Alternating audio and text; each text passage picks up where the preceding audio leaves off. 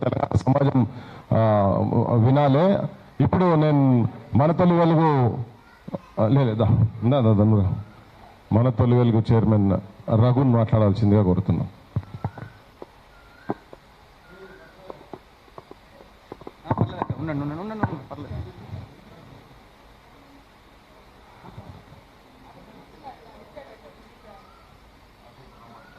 అందరికీ నమస్కారం.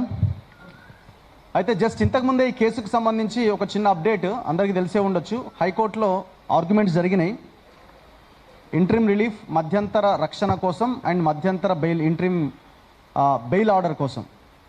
అయితే హైకోర్టు ఏం చేసిందంటే, ఇటువైపున చాలా పెద్ద అడ్వకేట్ బండి సంజయ్ కుమారుడి తరపున నిరంజన్ రెడ్డి ఆయన వాదిస్తున్నారు.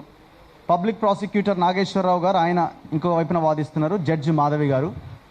మొత్తానికి ఇందులో ఈ మధ్యంతర రక్షణ విషయంలో, ఇంట్రీమ్ రిలీఫ్ విషయంలో రేపటికి కోర్టు వాయిదా వేసింది. ఈ మధ్యంతర బెయిల్కి సంబంధించిన, అంటే ముందస్తు బెయిల్ వేసిరు కదా, ముందస్తు బెయిల్ కావాలన్నారు కదా, ఈ ముందస్తు బెయిల్ విషయంలో నెక్స్ట్ వీక్కి వాయిదా వేసింది. దీన్ని బట్టి మనం అర్థం చేసుకోవచ్చు, ఇప్పట్లో అరెస్టు ఉండే అవకాశం ఉందా లేదా అని చెప్పడానికి చాలా క్లియర్గా ఇప్పుడు వచ్చినటువంటి ఆర్డర్ కనబడుతున్నది. ఇప్పుడు మధ్యంతర రక్షణ రేపు వస్తుందా రాదా అన్నది రేపు ఉంటుంది. ఒకవేళ మధ్యంతర రక్షణ వచ్చినా సీరియస్ స్టెప్స్ తీసుకోవద్దనో లేకపోతే ఇంకేదైనా ఉండే అవకాశం ఉంది. ఈ మధ్యంతర రక్షణ, ఈ ముందస్తు బెయిల్ రెండు కూడా ఆల్మోస్ట్ ఈక్వల్ దాని కిందనే చూడాల్సి ఉంటుంది. సో ఇప్పుడు ముందస్తు బెయిల్ అయితే నెక్స్ట్ వీక్కి వాయిదా పడ్డది. సో బెయిల్ అన్న అంశం అనేది ఇప్పుడు చర్చకే లేదు, నెక్స్ట్ వీకే మనం చూడాలి. ఈ మధ్యంతర రక్షణ విషయంలో వచ్చే దాని ప్రకారం ఆయన అరెస్టు ఉంటుందా ఉండదా అన్నది చూడాలి. ఇప్పుడు బండి భగీరథ 2 రోజుల్లో నేను అటెండ్ అవుతా, ఎల్లుండి అంటే నిన్న చెప్పిండు రేపు అటెండ్ అవుతా అని, ఎల్లుండి అటెండ్ అవుతాను అంటే రేపు. సో మరి ఈ ఆర్డర్ వచ్చిన తర్వాత రేపు అటెండ్ అవుతాడా, ఈ మధ్యంతర రక్షణ వస్తుందని మళ్ళీ వెయిట్ చేస్తారా, రేపు కోర్టు ఏం చెప్పబోతున్నది? ఈ టోటల్ ఎపిసోడ్ చూసిన తర్వాత ఈ ఆర్గ్యుమెంట్స్లో భాగంగా జరిగిన ఇంకొక పరిణామం ఏంటంటే, అసలు ఈ పాప మైనరా మేజరా అన్నది ఒక డిస్కషన్ పెట్టింది. వీళ్ళేసిన సిఆర్ఎల్పిలో క్రైమ్ పిటిషన్లో పేజ్ నెంబర్ 30లో చాలా క్లియర్గా ఏం చెప్పినారంటే, 2021లో ఒక యాక్సిడెంట్ జరిగింది, ర్యాష్ డ్రైవింగ్ యాక్సిడెంట్లో అమ్మాయి తండ్రి చలాన్ కట్టిండు. ఆ పర్టికులర్ దాంట్లో ఆనాటికే ఆమె వయసు 15 సంవత్సరాలని చెప్పబడి ఉన్నది 2021లోనే. ఇవాళ 2026లో ఉన్నాం. సో కాబట్టి ఆమె వయసు రీత్యా చూస్తే ఆమె మైనార్టీ తీరిపోయింది, 19 నుంచి 20 ఏళ్ళు ఉండే అవకాశం ఉంది. సో దీని మీద మాకు అనుమానం ఉంది అని ఒక పాయింట్ అందులో మెన్షన్ చేయడం జరిగింది. సో అక్కడి నుంచే చర్చ స్టార్ట్ అయింది. అమ్మాయి మేజరా మైనరా అనే ఒక చర్చని వాళ్ళే లేవనెత్తారు. అండ్ దాంతోపాటు పేజ్ నెంబర్ 31, 32లో మీ సేవ నుంచి వచ్చిన ఒక డేట్ ఆఫ్ బర్త్ సర్టిఫికేట్ ఉంది. దాని తర్వాత జిహెచ్ఎంసీ నుంచి వచ్చిన ఒక డేట్ ఆఫ్ బర్త్ సర్టిఫికేట్ ఉంది. ఒక డేట్ ఆఫ్ బర్త్ సర్టిఫికేట్ ఏమో 2008, ఇంకో డేట్ ఆఫ్ బర్త్ సర్టిఫికేట్ ఏమో 2010 అని ఉంది. ఒక దాంట్లో ఆదిత్య నర్సింగ్ హోమ్ ఉంది, ఇంకో దాంట్లో ఫెర్నాండెస్ హాస్పిటల్ అని ఉంది. సరే, దీంట్లో ఏం క్లారిటీ లేదు అని చెప్పే ప్రయత్నం చేస్తున్నారు. ఇప్పుడు చాలా జడ్జిమెంట్స్ ఉన్నాయి. మీరు చాట్ జీపీటీ ఓపెన్ చేస్తే సుప్రీంకోర్టు చాలా గైడ్లైన్స్ ఇచ్చింది. అసలు దేన్ని ప్రామాణికంగా తీసుకోవాలి అని దానికి సంబంధించి సుప్రీంకోర్టు గతంలో హర్యానాకు సంబంధించిన, ఉత్తరప్రదేశ్ సంబంధించిన కొన్ని కేసెస్లో మెట్రికులేషన్ 10th క్లాస్ సర్టిఫికేట్ ఏమున్నది దాన్ని ఫస్ట్ పరిగణలోకి తీసుకోవాలి అని చాలా క్లియర్గా అందులో మెన్షన్ చేయబడింది. సో ప్రాధాన్యత క్రమంలో ఫస్ట్ 10th క్లాసు, ఆ తర్వాత డేట్ ఆఫ్ బర్త్ సర్టిఫికేటు, ఇట్లా కొన్ని పెట్టింది. ఇప్పుడు ఆ పర్టికులర్ కోర్టులో ఆ చలాన్ కట్టేటువంటి అప్లికేషన్ సంబంధించినటువంటిది ఎక్కడ ప్రాధాన్యత క్రమంలో అయితే లేదు. అసలు ఏమీ లేకపోతే అట్లాంటి దాన్ని కూడా పరిగణలోకి తీసుకోవచ్చు అని ఉండొచ్చేమో. దాని తర్వాత మెడికల్ టెస్ట్ అని సంథింగ్ ఏదో ఉంది. మెడికల్ టెస్ట్ కూడా అది అప్లికేబుల్ కాదు, ఎందుకంటే అక్యురేట్ డీటెయిల్స్ వచ్చే అవకాశం లేదు. +/- 1 year or 2 years ఎక్కువ లేదా తక్కువ వచ్చే అవకాశం ఉంది. సో దాన్ని పరిగణలోకి తీసుకోలేమని చెప్పింది. సో దీని ప్రకారం ఏంది, 10th క్లాస్ మెట్రికులేషన్ ఆమె ఎక్కడ చేసింది, 10th క్లాస్ ఎక్కడ, స్కూలింగ్ ఎక్కడ చేసింది అనే విషయంలో క్లారిటీ వస్తే ఆ సందర్భంలో వీళ్ళు సమర్పించిన డేట్ ఆఫ్ బర్త్ సర్టిఫికేట్ దాన్ని పరిగణలోకి తీసుకుని ఆమె మేజరా మైనరా అని చెప్పొచ్చు, ఎప్పుడు పుట్టిందని చెప్పొచ్చు. ఎందుకంటే ఈ ఇష్యూ అంతా దీని చుట్టే తిరుగుతున్నది. ఇప్పుడు జడ్జి గారు ఏమన్నారు, ఆమె కోర్టులో సబ్మిట్ చేసిన ఇది వీళ్ళు ప్రొడ్యూస్ చేస్తారు కాబట్టి ఇది కూడా కీలకమని ఆమె చెప్పే ప్రయత్నం చేశారు. సో ఇటువైపున మరి గవర్నమెంట్ ఏం చేయాలి అప్పుడు?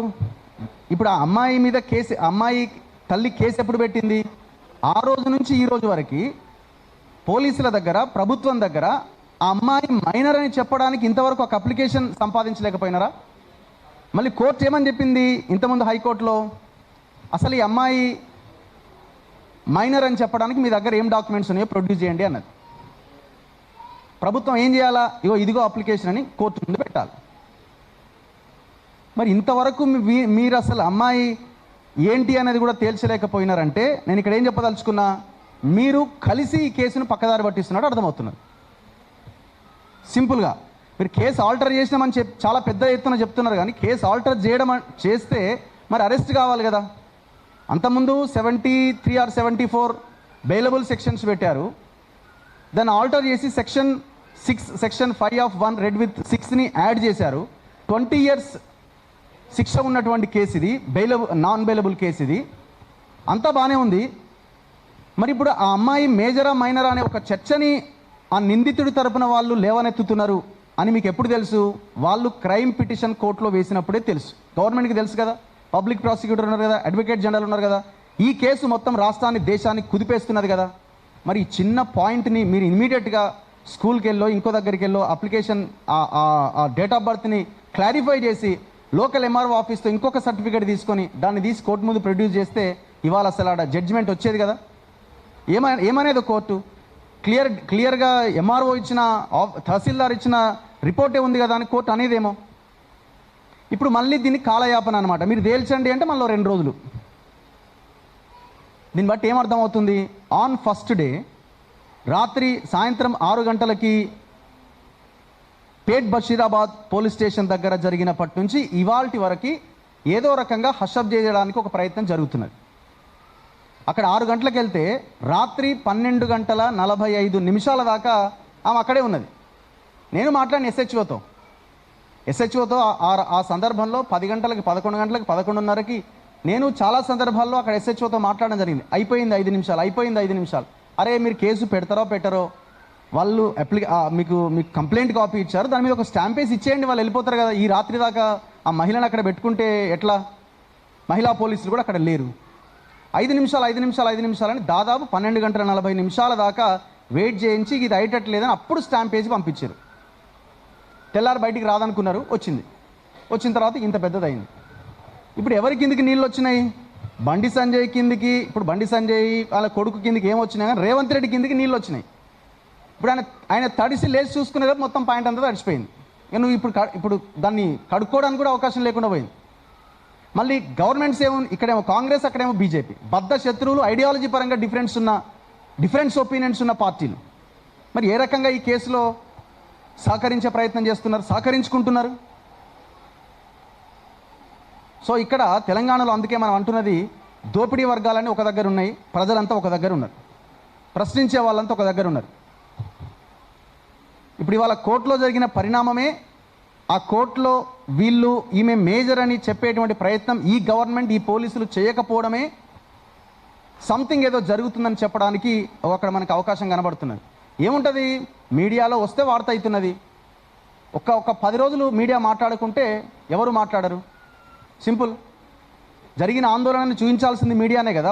10 రోజులు ఆపేస్తే, సైలెంట్ అయిపోతే, సో ఇది వాళ్ళ ప్లాన్ ఆఫ్ యాక్షన్ కింద కనబడుతున్నది. సో అందుకే ఇది రాబోయే రోజుల్లో మీ ప్రభుత్వాలను కూడా దింపేటువంటి కేసుగా ఇది మారే అవకాశాలు ఇప్పటికే కనబడుతున్నాయి.